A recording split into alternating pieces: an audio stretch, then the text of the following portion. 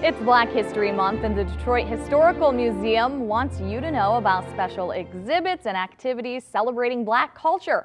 Joining us now is Malika Pryor. She is from the Detroit Historical Society, Senior Director and of Education Programs and Outreach. Good morning. Good morning. So what can people look forward to as far as celebrating Black History Month at the museum? Of course. Well, I always like to begin with Black history is American history. And so at the Detroit Historical Society, at both of our museums, Dawson Great Lakes, as well as the Detroit Historical Museum, we are celebrating and exploring Black history all year round. However, we know during this month of February, there are some specific opportunities available, and we are a part of that celebration as well. So this week, Thursday, as part of our third Thursday monthly series, we are actually in conversation with Malik Yakini, who is the founder of the Detroit Black Food Security Network. They are in the process of opening a food co-op in the city of Detroit for the first time in many years.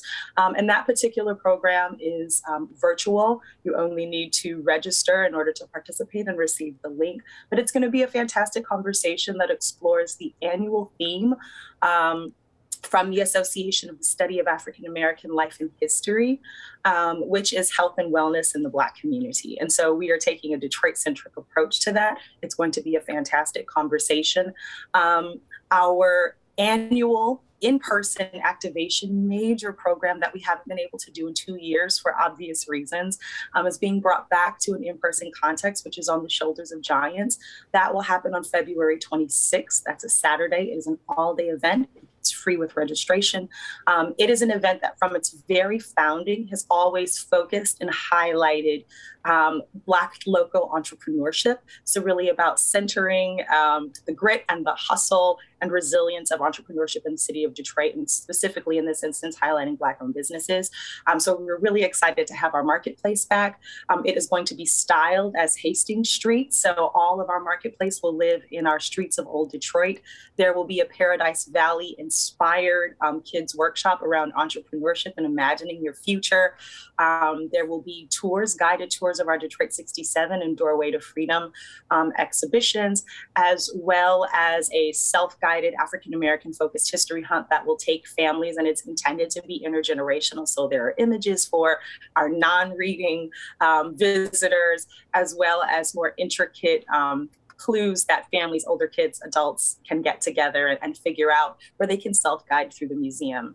Those all sound like such great exhibits. Now, for people that may not know, Detroit actually has a really rich history when it comes to the Underground Railroad. Are you going to be talking about that at all?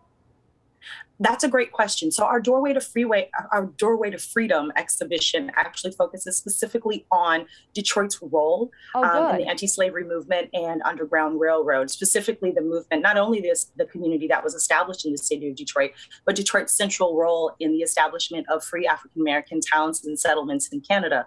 And there will actually be guided tours that will focus in on that. So we're really excited to be able to offer that. I love how you can tie it into our own community. You know, I think it hits a little bit closer to home when you realize just how big of a role Detroiters played in the Underground Railroad. Now, for people that are hearing all this and thinking, I got to check this house, how can they visit the Detroit Historical Museum?